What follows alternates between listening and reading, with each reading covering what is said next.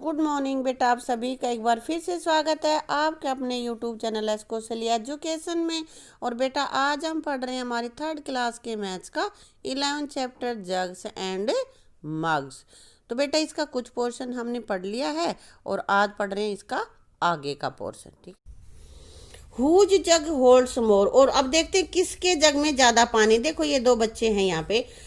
What are Naima and Jitu doing. Nema और जीतू क्या कर रहे हैं। If Nema pours 1 glass of water in her jug it looks like this. कह रहा है कि नेमा एक गिलास ये यहाँ पे रखा है ना, ये गिलास पानी का भर के अपने जग में डालती है तो यहाँ तक पानी आता है। ठीक है।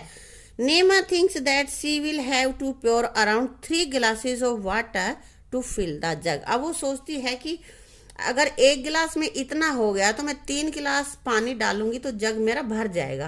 तो सही सोच रही है गलत सोच रही है बेटा? सही सोच रही है। देखो एक में यहाँ तक हो गया, दूसरा में फिर यहाँ तक आ जाएगा, तीसरे में भर जाएगा। तो वो सही सोच रही है। ठीक है। Is Jitu pours 1 glass of water in his jug. और जीतू अपने जग में एक गिलास या जो इसके पास रखा है उस गिलास को पानी को डालता है। इट लुक्स लाइक दिस, इतना दिखता है उसमें। तो हुज जग होल्ड्स मोर वाटर। किसके जग में? इसके नेमा के जग में या जीतू के जग में? कौन से में ज्यादा आएगा बेटा? ये ही चौड़ा दिख रहा है हमें, है ना, तो इसमें ज्यादा आएगा, इसलिए हमने यहाँ पे लिख रखा है जीतू का jug. How many glasses of water do you think Jitu should pour to fill his jug. और तुम्हारे हिसाब से जीतू कितने गिलास पानी इसमें डालेगा कि भर जाए? बेटा उसके तो 3 में भर गए थे ना नेमा के तो, लेकिन ये तो थोड़ा चौड़ा है तो इसमें 4 गिलास के आसपास आएगा। देखो 1 फिर 2 फिर 3 और 4 के आसपास इसमें भर जाएगा। तो मैंने यहाँ पे लिखा है 4 गिलास। Is Jitu pours 1 more glass of water his jug will be around. अगर उसने एक तो डाल रखा है और 1 गिलास और डाल दे तो कितना हो जाएगा? लगभग आधा हो जाएगा, तभी तो इसमें 4 आएंगे। और ये हमारा अंदाजा है, एग्जैक्ट नहीं है। जो हमें दिख रहा है उसके हिसाब से हमने अंदाजा लगाया है, तो ये हो जाएगा हाफ फुल, आधा भर जाएगा ये। Naseem and Abdul had to fill their pots each with water. ये देखो 2 पोट रखे हैं, 2 ये बच्चे लग रहे हैं भरने इनमें पानी। एक का नाम नसीम है और एक का अब्दुल है। इन घड़ों में भर रहे हैं। तो both pots are very equally big and heavy. और दोनों ही ये जो घड़े हैं ये बराबर मात्रा में बड़े और भारी भी हैं, तो ये बच्चे उठा नहीं सकते। So they went to tap, इसलिए वे दोनों नल पे जाते हैं। अगेन एंड अगेन, बार बार। फिल्ड देयर बोटल्स, अपनी अपनी बोतल्स को पानी से भरते हैं। And poured water into the pots, और उनको पानी इसके घड़ों में डालते, अपने अपने घड़े में डाल रहे हैं। नसीम हैड टू फिल हर बोतल 6 times from the tap. 16 times. Naseem बोतल से 16 बार बोतल भरता है, घड़े में डालता है, तब उसका घड़ा भरता है। But Abdul had to fill his बोतल ओनली 8 टाइम्स। अब्दुल 8 बार ही बोतल भरता है तो उसका घड़ा भर जाता है। तो देखो अब्दुल ये होगा, फिर इसकी बोतल बड़ी है ना, ये अब्दुल है और ये नसीम है। तो दोनों, इसकी बोतल छोटी है, ये तो 16 बोतल डालती है जब घड़ा भरता है, और ये 8 बोतल डालता है तब ये घड़ा भर जाता है। Why did Naseem go more time than Abdul. तो नसीम अब्दुल की बजाय ज्यादा बार क्यों गई? बिकॉज हर बोतल इज स्मॉल। तो यहां लिख देंगे बिकॉज हर बोतल इज स्मॉल। उसकी बोतल छोटी है इसलिए उसमें ज्यादा पानी नहीं आता, उसको बार बार जाना पड़ता है। नसीम से बोतल कैन होल्ड ट्वाइस और हाफ या 3 times as much water as Abdul बोतल। कह रहा है कि नसीम की बोतल में अब्दुल की बोतल से कितना पानी आता? आधा आता है, दुगना आता है या 3 गुना आता है? बेटा आधा आता है, इसीलिए तो ये तो 16 में भरती है और ये जो नसीम अब्दुल है ये 8 में भर देता है। तो यहाँ पे हाफ पे लगाएंगे हम, ये गलती से लगा हुआ है। ठीक है। How many glasses.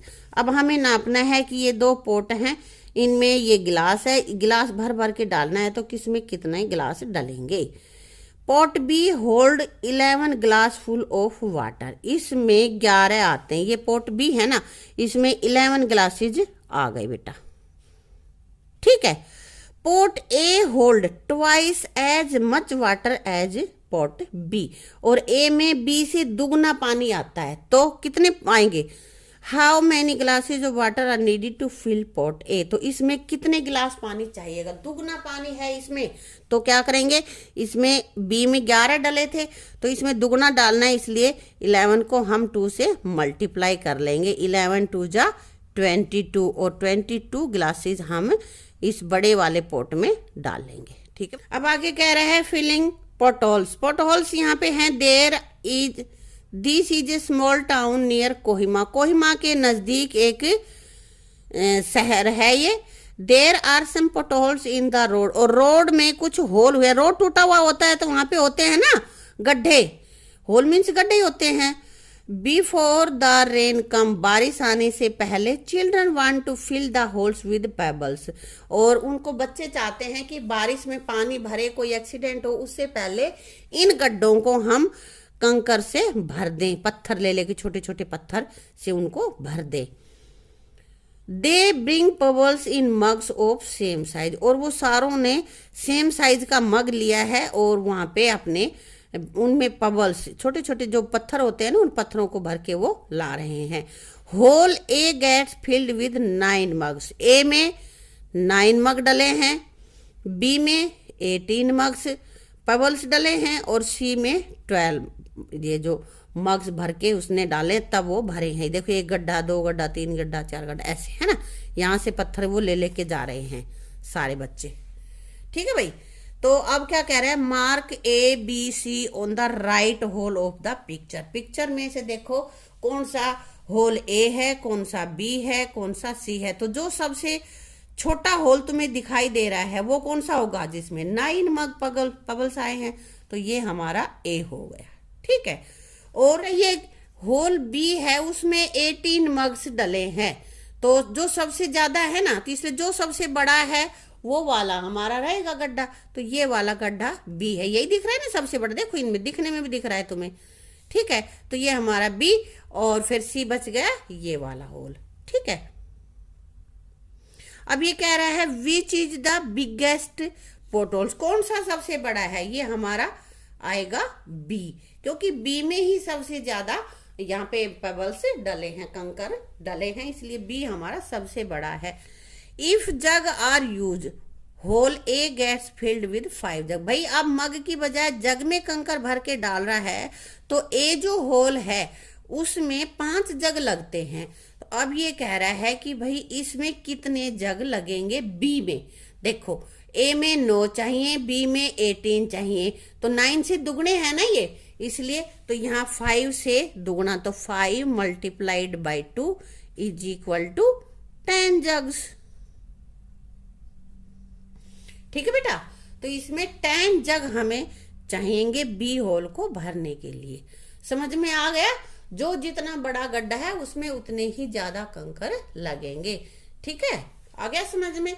तो बेटा इसमें हमने देखा कि किस तरह से हम छोटी चीज से माप कर बड़ी चीज में डालेंगे, तो कैसे हम माप सकते हैं। ठीक है, ये हमने इसमें सीखा है। इसको पूरे को आप दोबारा से कर लेना और अच्छे से समझ के इसको अपनी नोटबुक में भी कर लेना। Thank you.